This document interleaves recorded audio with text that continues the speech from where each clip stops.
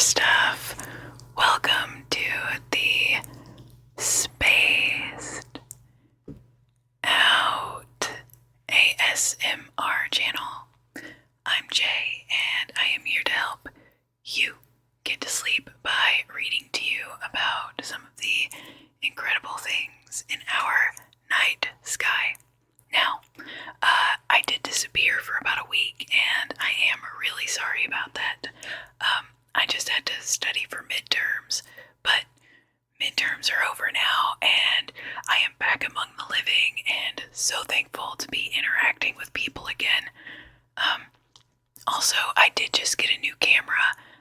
It's a webcam, and I'm not quite sure how I feel about it because it seems like the quality is just about as fuzzy as my phone camera was. So just let me know what you think. Anyway, tonight I wanted to take you down the rabbit hole on the two ice giants in our solar system, Neptune and Uranus. Now, these planets are amazing, and they just don't get nearly as much love as they should. We certainly haven't studied them nearly as much as the other planets in the solar system, and that is just a shame, because these planets are just so incredibly cool. Or they're as cool as an ice giant can be. Anyway, if you like science and if you like ASMR, if you wouldn't mind to do me a favor and give me a like and subscribe, I really appreciate it. Anyway, let's go ahead and get started. First, I just wanted to show you this lovely picture of this beautiful planet, Uranus, or Uranus. I know it's a ridiculous name, but we'll get to that in a second. Isn't this picture trippy? I mean, that looks like the cover of a sci-fi novel, does it not? I mean, it is just beautiful. I'm going to count the rings. There's 1, 2, 3, 4, 5. 5 rings visible in this picture, and it just has this lovely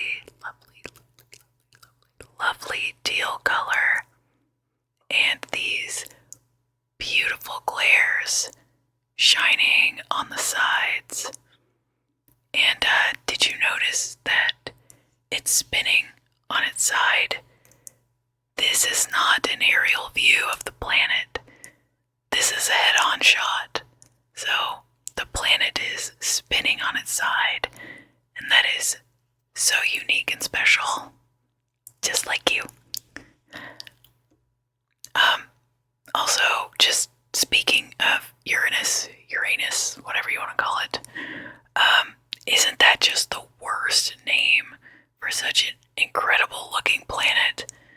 I mean, I did see a video recently from Neil deGrasse Tyson, and he was talking about this push to rename the planet Caelus, which Caelus is the Roman equivalent of the Greek god Uranus.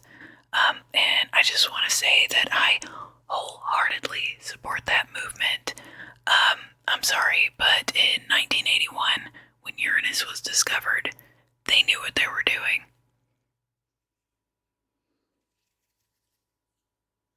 So these next few paragraphs that I'm going to read to you, they come from a NASA article that was written in 2020, so it is a little bit dated. It talks about how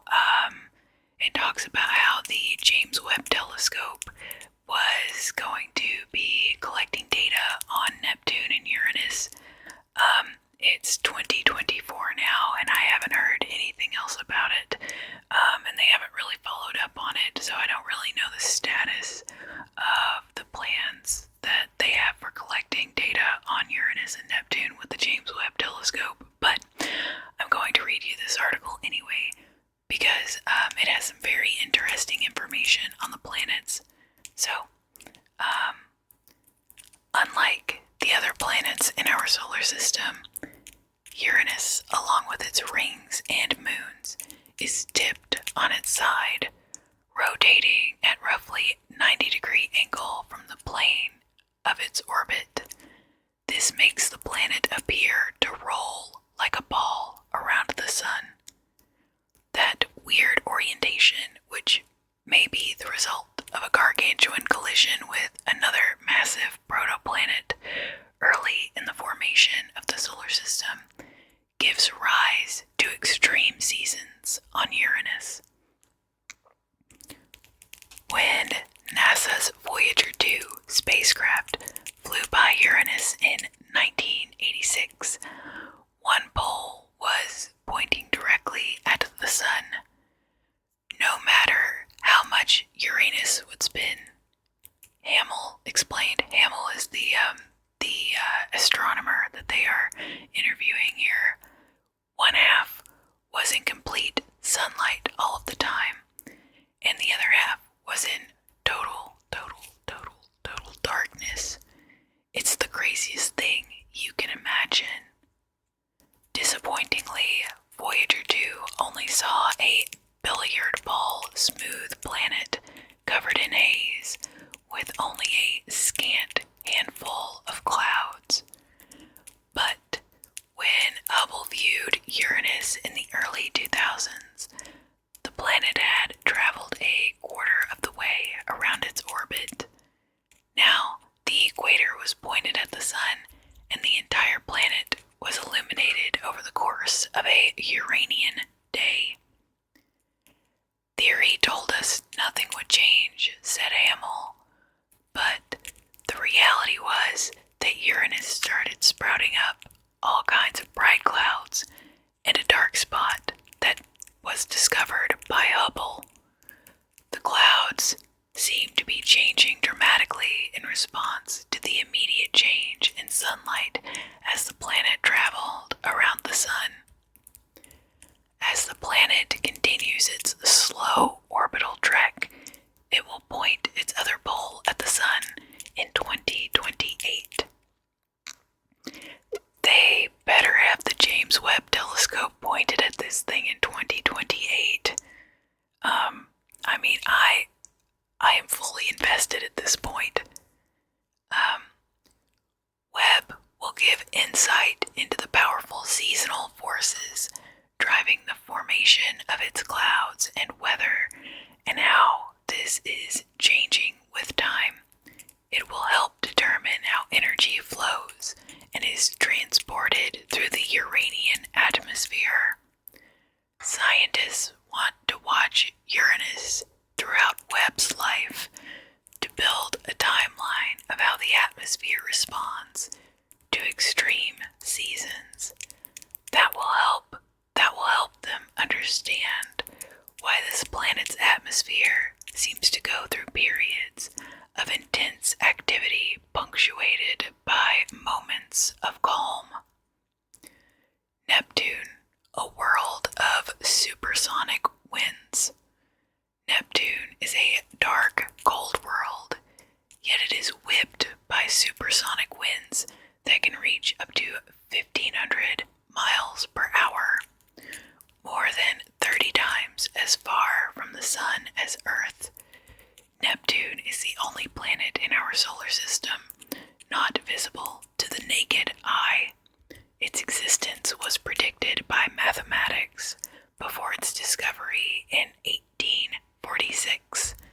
In 2011, Neptune completed its first 165-year orbit since its discovery. Like Uranus, this ice giant's very deep atmosphere is made of a thick soup of water, ammonia, hydrogen sulfide, and methane over an unknown and inaccessible interior. The accessible upper layers of the atmosphere are made of hydrogen, helium, and methane. As with Uranus, The methane gives Neptune its blue color, but some still mysterious atmospheric chemistry makes Neptune's blue a bit more striking than that of Uranus. Put a pin in that, because that's going to come up later. It's the same question here. How does energy flow, and how is it transported through a planetary atmosphere? Explained Fletcher. Fletcher, another astronomer. But in this case, unlike Uranus, the planet has a strong internal heat source. That heat source generates some of the most powerful winds and the most short-lived atmospheric vortices and cloud features of anywhere in the solar system.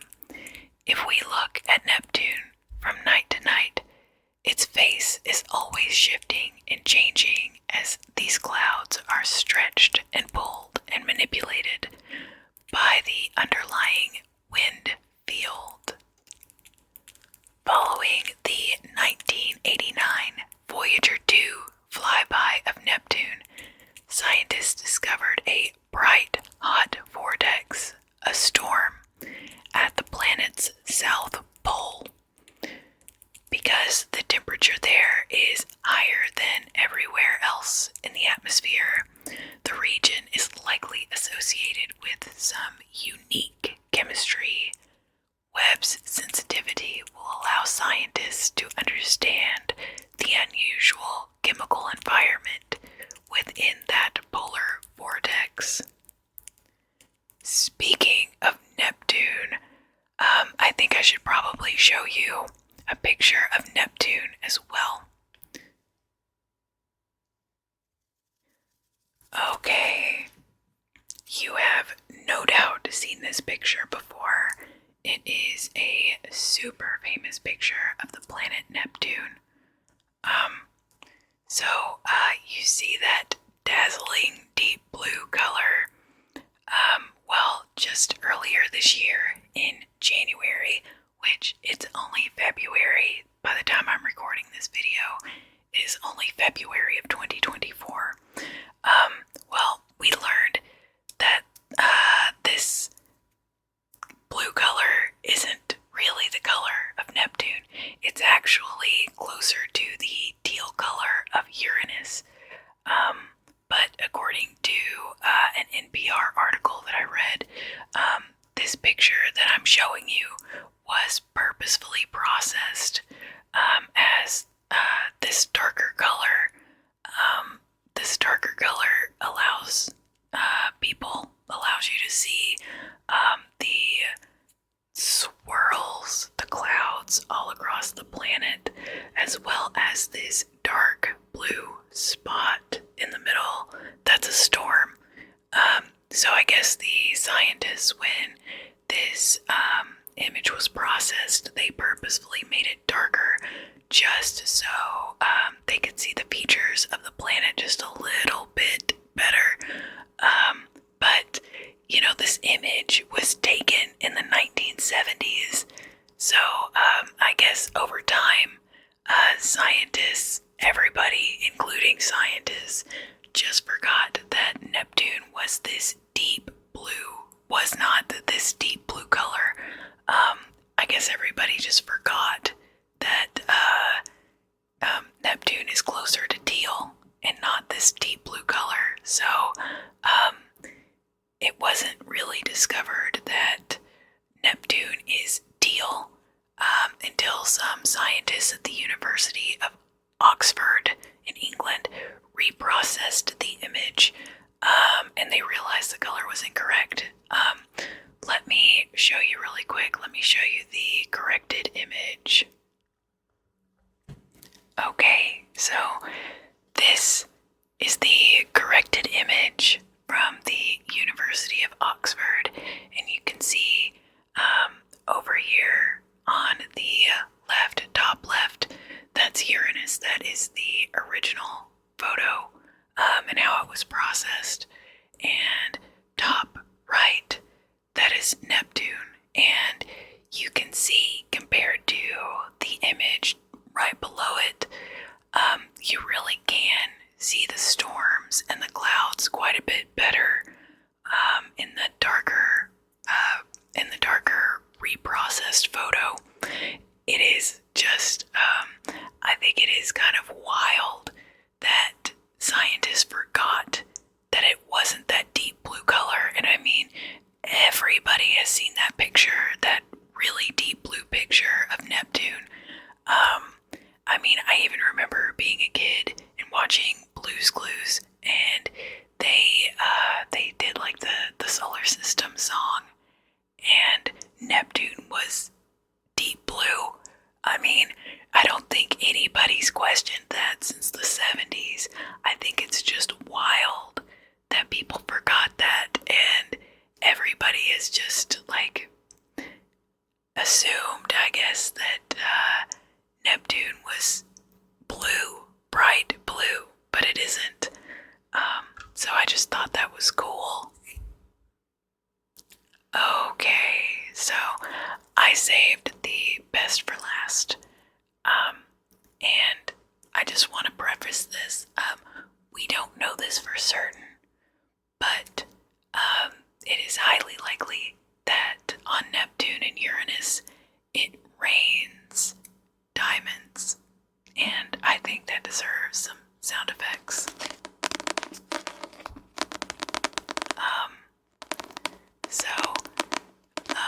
The methane that gives Neptune and Uranus their distinctive blue atmospheres contains carbon.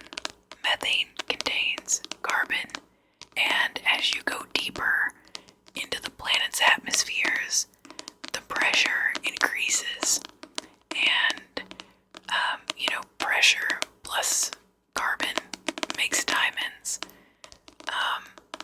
Then the diamonds rain down into the core of the planet, where there is a speculated diamond-covered core. I'm gonna pull up a picture really quick. Check out this picture that I found on Scientific American. As you can see, it's like they took out a slice of Neptune, that famous deep blue picture of Neptune that we all know. It's like they took out a slice of the planet, and you can see there, it's like it's got little diamond raindrops, little diamond raindrops going all the way down into the center of the planet, where at its core, at the very end, it's like it's got a layer of diamond all the way around, where it's raining little diamond drops from the atmosphere. And I just think that's so neat, I don't know. Personally, I'm not really a diamond kind of person.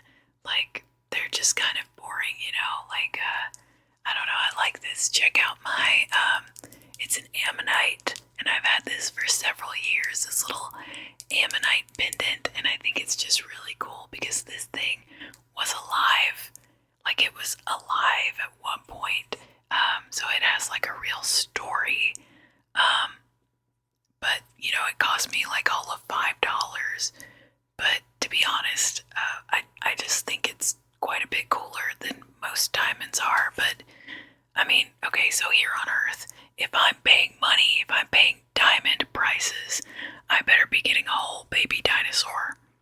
But anyway, if I could get like one of those diamonds, like from another planet, yeah, I would want one of those, because that's just really cool, like that's it's got a story behind it. So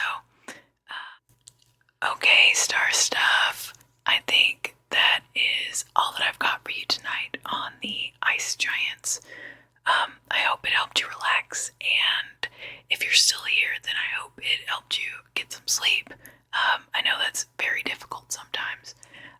Thank you for spending some of your time with me this evening. If there are any special topics that you would like for me to cover, drop them down in the comments